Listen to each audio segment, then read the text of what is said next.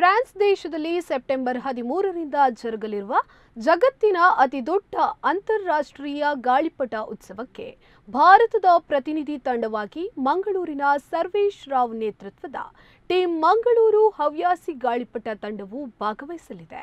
Team Mangaluru ತಂಡವು ಈಗಾಗಲೇ ಜಾಗತಿಕ ಮಟ್ಟದಲ್ಲಿ 12 ದೇಶಗಳ ಗಾಳಿಪಟ ಉತ್ಸವಗಳಲ್ಲಿ ಭಾರತದ ಸಾಂಸ್ಕೃತಿಕ ವಿಷಯಗಳನ್ನು ಗಾಳಿಪಟ ವಿನ್ಯಾಸವನ್ನಾಗಿ ಬೃಹತ್ ಗಾಳಿಪಟಗಳನ್ನು ರಚಿಸಿ France, England, Canada, Italy, Korea, Hong Kong, Indonesia, Qatar, Dubai, Sri Lanka ಮುಂತಾದ ದೇಶಗಳಲ್ಲಿ ಭಾಗವಹಿಸಿವೆ. ಈ ಬಾರಿಯ ಗಾಳಿಪಟ ಉತ್ಸವಕ್ಕೆ ರಥದ ವಿನ್ಯಾಸದ ಗಾಳಿಪಟ ಈಗ ತಯಾರಿಯಾಗ್ತಾ ಇದೆ. 18 ಅಡಿ ಎತ್ತರ ಹಾಗೂ 10 ಅಡಿ ಅಗಲದ ಈ ಗಾಳಿಪಟದ ಕಲಾ ವಿನ್ಯಾಸವನ್ನು ದಿನೇಶ್ ಹೊಳ್ಳ ಮಾಡಿತು. ಗಾಳಿಪಟ ರಚನೆಯಲ್ಲಿ ಪ್ರಾಣೇಶ್ ಕುದ್ರೋಳಿ, ಸತೀಶ್ ರಾವ್, ಅರುಣ್ ಸಹಕರಿಸುತ್ತಿದ್ದಾರೆ. ಗಾಳಿಪಟದ ಹೊಲಿಗೆಯನ್ನು ಸರ್ವೇಶ್ ರಾವ್ ಮಾಡುತ್ತಿದ್ದಾರೆ. ಇಡೀ ಜಗತ್ತೇ ಇಂದು ನೀರಿನ ಬಗ್ಗೆ ಬರಗಾಲವನ್ನು ಅನುಭವಿಸುತ್ತಿದೆ. ನೀರು ಈ ಭುವಿಯ ಸಕಲ ಜೀವ ಸಂಕುಲಗಳ ಚೇತನ ಶಕ್ತಿ. ಪ್ರತಿ ನೀರಿನ ಹನಿಯು ತುಂಬಾ ಮಹತ್ವದ್ದು. ನೀರಿನ ಸಂರಕ್ಷಣೆಯ ಬಗ್ಗೆ ಪಲ್ಲಕ್ಕಿಯಲ್ಲಿ ನೀರಿನ ತಂಬಿಗೆ ನಿಟ್ಟು ಈ ಭೂಮಿಯ ಪ್ರತ್ಯಕ್ಷ ದೇವರು ಎಂಬಂತೆ ಇನ್ನೊಂದು ಗಾಳಿಪಟವನ್ನು ಮಾಡಲಾಗ್ತಿದೆ. ಇದರಲ್ಲಿ ಮೇಲೆ ಆಕಾಶ, ಕೆಳಗೆ ಬೆಟ್ಟ, ನಡುವೆ ನೀರಿನ ತಂಬಿಗೆ, ಬಾಲಂಗುಚ್ಚಿಯಲ್ಲಿ ಮರಗಿಡಗಳ ಹಸಿರು ಹಂದರವನ್ನು, ಕೆಳಗಡೆ ನೀರಿನ ಶೇಖರಣೆಯನ್ನು ಮಾಡಲಾಗಿದೆ. ರಿಪ್ ಸ್ಟಾಪ್ ನೈಲಾನ್ ಬಟ್ಟೆಯಿಂದ ಅಪ್ಲಿಕ್ ಮಾದರಿಯಲ್ಲಿ ಈ ಗಾಳಿಪಟವನ್ನು ತಯಾರಿಸಲಾಗ್ತಾ ಇದೆ. ಮಂಗಳೂರಿನ ಅಶೋಕನಗರದ ಸರ್ವೇಶ್ ರಾವ್ ರವರ ಮನೆಯಲ್ಲಿ ಈ ಗಾಳಿಪಟದ ತಯಾರಿ ಆಗ್ತಾ ಇದೆ.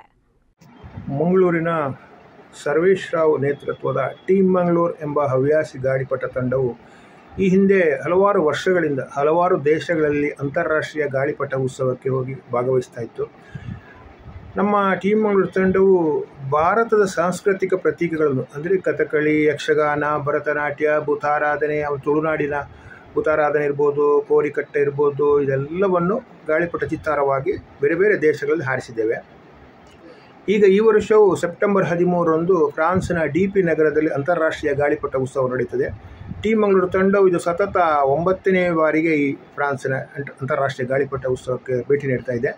ಈ ಬಾರಿ ನಮ್ಮ ತಂಡವು ತುಳುನಾಡಿನ ರಥ ಅಂದರೆ ಜಾತ್ರೆಯ ಉತ್ಸವದ ರಥವನ್ನು ನಾವು ಗಾಳಿಪಟ ವಿನ್ಯಾಸ ಮಾಡಿದ್ದೇನೆ. ಸಾಧಾರಣ 18 ಅಡಿ ಎತ್ತರದ ಮತ್ತು 9 ಅಡಿ ಅಗಲದ ಬೃಹತ್ ಗಾತ್ರದ ರಥದ ಚಿತ್ತಾರವನ್ನು ಆಗಿದೆ. ಈಗ ಗಾಳಿಪಟವಾಗಿ ನಿರ್ಮಾಣ ಮಾಡ್ತಾ ಇದ್ದೇವೆ. ತಯಾರಿ ಹಂತದಲ್ಲಿದೆ. ಸರ್ವೇಶ್ ಅವರ ಮನೆಯಲ್ಲಿ ರಾತ್ರಿ ಹಗಲು ಕೆಲಸ ಮಾಡ್ತಿದ್ದೇವೆ. ಅದರ ಜೊತೆಗೆ ಒಂದು ನೀರನ್ನು ಉಳಿಸುವ, ಈಗ ಜಗತ್ತಿನಾದ್ಯಂತ ಬಹಳ ದೊಡ್ಡ ಸಮಸ್ಯೆ ಬೀರುವಂಥದ್ದು ನೀರು, ಬರಗಾಲ. ರಾಜ್ಯ ಅಲ್ಲ, ದೇಶ ಅಲ್ಲ, ಇಡೀ ಜಗತ್ತಲ್ಲೇ ಇವತ್ತು ನೀರಿನ ಸಮಸ್ಯೆ. ನೀರಿಗೋಸ್ಕರ ಮುಂದೆ ಬಹಳ ದೊಡ್ಡ ಸಮಸ್ಯೆ ಅನುಭವಿಸಬೇಕಾದ್ರೆ ನಾವು ಅದಕ್ಕೆ ನೀರನ್ನು ಉಳಿಸಬೇಕು ಅಂಥೇಳಿ, ನೀರನ್ನು ಉಳಿಸಬೇಕು ಅಂದರೆ ನೀರಿನ ಬಗ್ಗೆ ಜಾಗೃತರಾಗಬೇಕು, ಎಚ್ಚರರಾಗಬೇಕು. ನೀರು ಈ ಭೂಮಿಯ ಸಕಲ ಜೀವ ಸಂಕುಲಗಳ ಬದುಕಿನ ಚೇತನ ಶಕ್ತಿ. ನೀರನ್ನು ಉಳಿಸಬೇಕಾದ್ದು ನಮ್ಮ ಆದ್ಯ ಕರ್ತವ್ಯ ಅಂತ ಹೇಳಿಕೊಂಡು ತುಳುನಾಡಿನ ಜಾತ್ರೆ ಉತ್ಸವಗಳಲ್ಲಿ ರಥದೊಟ್ಟಿಗೆ ಪಲ್ಲಕ್ಕಿಯನ್ನು ದೇವರು ಹೇಳಿಕೊಂಡು ಹೋಗ್ತಾರೆ. ಆ ಪಲ್ಲಕ್ಕಿಯಲ್ಲಿ ಒಂದು ಮಡಿಕೆಯನ್ನಿಟ್ಟು ಮೇಲೆ ಆಕಾಶ, ಕೆಳಗೆ ಭೂಮಿ, ಬೆಟ್ಟ ಇದನ್ನೆಲ್ಲ ಮಾಡಿಕೊಂಡು ನೀರನ್ನು ಉಳಿಸಬೇಕು ಅಂಥೇಳಿ ಒಂದು ಸಂದೇಶವನ್ನು ನಾವು ಈಗ ಇಡುವಂಥ ಗಾಳಿಪಟವನ್ನು ತಯಾರು ಮಾಡ್ತಿದ್ದೇವೆ. ಅದು ಈಗ ತಯಾರಿ ಆಗ್ತಾ ಉಂಟು. ಅದು ಮೇಲೆ ಪಲ್ಲಕ್ಕಿ ಇದ್ದರೆ ಅದರಲ್ಲಿ ನೀರು ಇದ್ದರೆ ನೀರ ಡ್ರಾಪ್ ಇಳಿತಾ ಉಂಟು. ಕೆಳಗೆ ಕಾಡು ಅಂದರೆ ಈ ಕಾಡನ್ನು ಉಳಿಸಿದರೆ, ಹಸಿರು ಪರಿಸರವನ್ನು ಉಳಿಸಿದರೆ ನೀರನ್ನು ಉಳಿಸ್ಬೋದು ಅಂತ ಒಂದು ಜಾಗತಿಕ ಸಂದೇಶವನ್ನು ಕೊಡುವಂಥ, ಎಚ್ಚರಿಕೆ ಕೊಡುವಂಥ ಗಾಳಿಪಟಗಳು ತಯಾರಿ ಆಗ್ತಾ ಇದ್ದಾರೆ. ನಮ್ಮ ತಂಡವು ಇದನ್ನು ಈಗ ಗಾಳಿಪಟ ತಯಾರು ಮಾಡ್ತೇವೆ. ಸೆಪ್ಟೆಂಬರ್ 13ಕ್ಕೆ ಫ್ರಾನ್ಸ್ನ ಅಂತಾರಾಷ್ಟ್ರೀಯ ಗಾಳಿಪಟ ಉತ್ಸವಕ್ಕೆ ಭೇಟಿ ನೀಡಲಿಕ್ಕಿದ್ದೇವೆ.